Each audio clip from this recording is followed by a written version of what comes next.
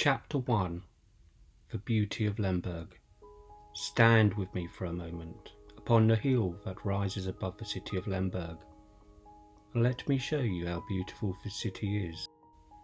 Let me take you back before 1914, before all the fighting across Europe began, before the mud of the trenches began to swallow and drown the young men who were sent to the front lines to fight and die for their countries.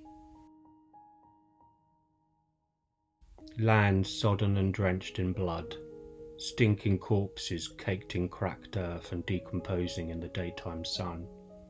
Death, tears, heartbreak was split across the continent and its islands. War raged from the west coast to the far fringes of the eastern lands. Those years were the beginning of the end of many, followed by more wars and eventually genocide. 1914 to 1945 was a generation of annihilation, ethnic cleansing and murder. Caged ghettos, death camps, human factories of forced labour spread across the continent. Jews, gays, Eastern Europeans brought their impending doom on inhumane cargo-loaded human trains. Those that survived did so by hiding in dark, damp basements and foul city sewers. Generally speaking, genocide does not necessarily mean the immediate destruction of a nation, except when accomplished by mass killings of all members of that nation. It is intended to rather signify a coordinated plan of different actions aiming at the destruction of essential foundations of a life of national groups, to annihilate the groups themselves. The objectives of such a plan would be the disintegration of the political and social institutions, of culture, language, national feelings, religion and economic existence of national groups, and the destruction of the personal security, liberty, health, dignity, and even the lives of the individuals belonging to such groups. Before 1914, things were different. You could stand on that hill and watch the sun slowly dip behind the rooftops in relative peace and see beauty stretched out before you.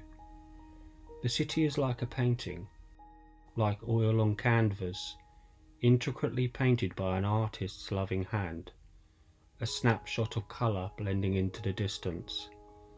For a moment you might think you were somewhere else. You find before you a warm Italianate pastiche of sun-kissed terracotta roofs, broken by the greenery of trees that weave amongst the architecture, and they stretch outwards like a patchwork as far as the eye can see. The domes and spires of medieval churches and synagogues reach upwards and heavenly reach the sky, almost touching them. The pale green patina of copper roofs offer a myriad of hue and colour against the washed out greys and sandy facade of beautiful buildings. Your eye can wander the streets recalling these days that straddle the fault line between Eastern and Western Europe. Lemberg, a city of reflection, architecture contributed from its Polish, Jewish, Ukrainian, Armenian and German communities, all of which have roots going back to the late Middle Ages.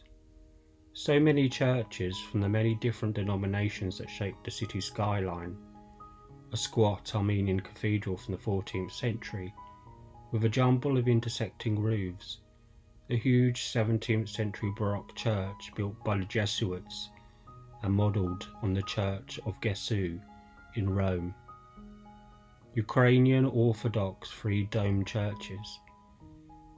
Then we see the avenues of Art Nouveau buildings, the districts of narrow cobbled lanes that curve and twist around the footings of medieval churches.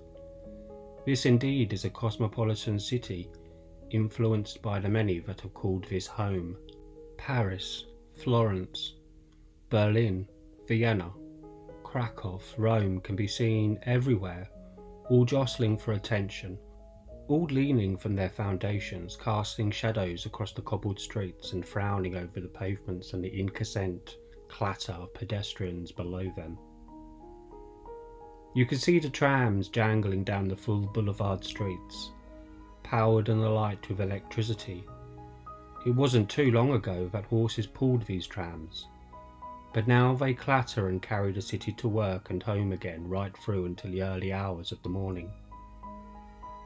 Lemberg, embraced by a girdle of markets, selling an array of produce and flowers, statues of classical Rome, floral motifs etched into the facades of buildings, and our lion, proud and strong as he has done for centuries. Lemberg is the oldest medieval town of Leopolis, sitting proudly beneath the Carpathians, the oldest and one of the unique cities in Europe, founded in 1256 by Prince Danilo of Galicia, which he named in honour of his son Lev. The city sits strong on 7 hills, like Rome, the highest of which is over 400 metres above sea level, and hosts the High Castle. You can see the heart of the city if you look close enough. Rhinox Square, the old market square, a centre of political, public, cultural and commercial life, as it has been for over 500 years. Stand with me upon Wysoki Zamek, the hill that overlooks Lemberg, and gaze across the city with me. The night is falling, and the distant streetlights are winking in the evening haze. The dimming orange glow is disappearing along the horizon. The first of the night stars are beginning to appear, and the city is growing silent. Can you feel it? The heart of this city is resting.